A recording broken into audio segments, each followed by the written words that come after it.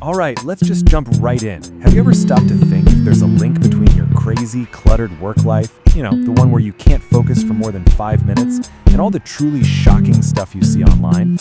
Well, spoiler alert, there totally is. And it's all part of this huge, invisible battle for your brain. Oh, we all know this feeling, right? It's the constant buzz from our phones, the endless black hole of social media, or that colleague who pops over to your desk for just a quick question. Thrive Global points out that our entire work culture has basically become an engine for distraction. And it's not just annoying, it's costing us hours of real productive time and leaving us feeling completely fried.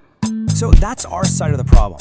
We're all fighting to focus. But let's flip the script for a second. What about the creators, the artists, the people trying to sell you something? They know our attention is scattered into a million pieces. So how on earth do they break through that wall of noise?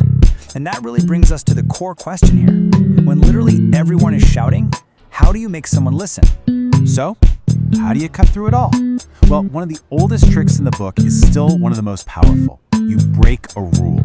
You do something that makes people stop dead in their tracks. And, one of the simplest, most direct ways to do that is to just swear. The Guardian just nails it here. If you want to guarantee you won't be ignored, just be a little outrageous. A swear word in a name is like a signal flare. It's a calculated move that screams, hey, what we're doing over here isn't for your grandma, and you're probably going to want to pay attention.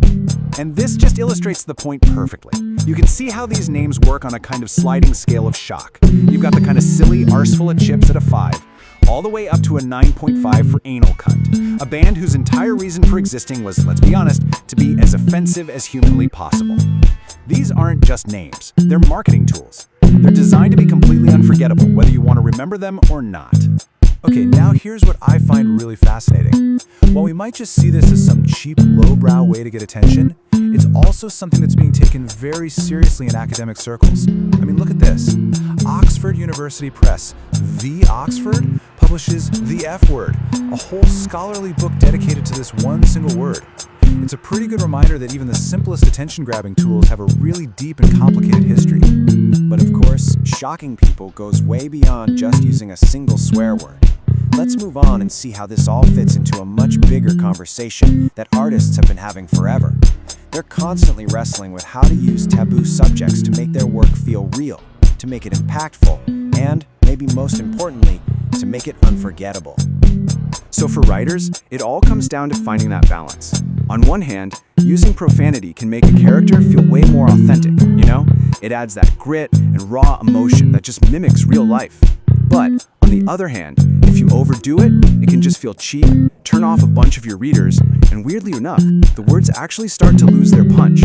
It's a constant tightrope walk between being real and being tasteful. And this is where the stakes get a whole lot higher. See, some art isn't satisfied with just being realistic. In this brutal battle for our attention, some creators are willing to push way, way past that line.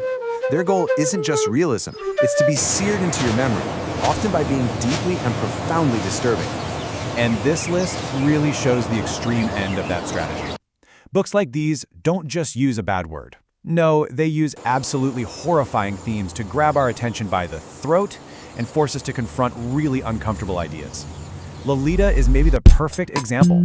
It tells this unbelievably disturbing story using some of the most beautiful writing you'll ever read, which makes it absolutely impossible to look away from. It's the attention economy at its most powerful, using shock to become a permanent fixture in our culture. Okay, so we've seen all the forces out there fighting for a piece of our minds. From simple swear words to profoundly disturbing art. It's all part of what they call the attention economy, a world where your focus is the most valuable thing there is. So let's bring it all back home. Now that we know what we're up against, how do we fight back? And look, this isn't just about getting more stuff done or ticking more boxes on your to-do list. This is really about self-preservation. Think about it. From clickbait headlines to social media feeds that are literally designed to keep you scrolling forever. The modern world is actively trying to sell your attention to the highest bidder. So learning to protect your focus, that's like building a mental fortress. It's about you deciding what's actually worth paying attention to. So how do we actually do this? Well, the publication Thrive Global laid out a fantastic, super practical toolkit. Let's walk through their 5 steps for creating what they call productive, protected time. First things first, you gotta have a plan. And I don't mean just a simple to-do list. Thrive Global says you should take some time, maybe on a Sunday, to look at your entire week and literally block out time in your calendar for deep, focused work. Treat it like a dentist appointment. When you actually schedule focus time, you're making a real commitment to yourself, and you're way more likely to actually follow through. Now, this one is brilliant, and honestly, it's a little counterintuitive. Real focus doesn't just appear out of nowhere. You have to get ready for it. So Thrive suggests scheduling a little 15-minute break before your focus time begins. Don't just slide from a chaotic meeting right into deep work. No, step away from your desk, get some fresh air, maybe do a few stretches.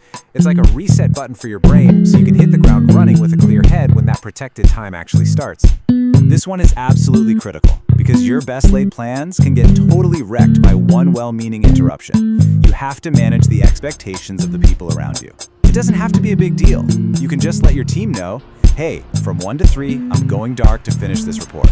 Please don't interrupt me unless the building's on fire. You're basically creating a social contract, a protective bubble around your time. Let's be real, you can't protect your focus if your digital door is wide open to the entire world. And that's exactly what notifications are. So this step is non-negotiable. Close your email. Mute your team chat. Put your phone on silent. And if you've got the willpower, put it in another room. The goal here is to create a true bubble of concentration. You're cutting yourself off from that endless stream of pings and dings to give your brain the space it needs to do its absolute best work. And finally, be smart about how you actually use that precious time you've protected. Our brains hate switching gears. Jumping from a creative task like writing to an admin task like doing expenses is super draining. So batch your similar tasks together. Dedicate one block of time just for answering emails. Use another block for all your creative stuff. This lets your brain stay in one mode so you can keep your momentum and do better work without that mental burnout. So, from sweary band names all the way to 5-step productivity plans, it really all boils down to this one question. In a world that is engineered to distract you, taking back control of your focus is a genuine superpower. The real challenge isn't just about blocking out all the noise. It's about deciding what and who is truly worth your most valuable resource, your attention.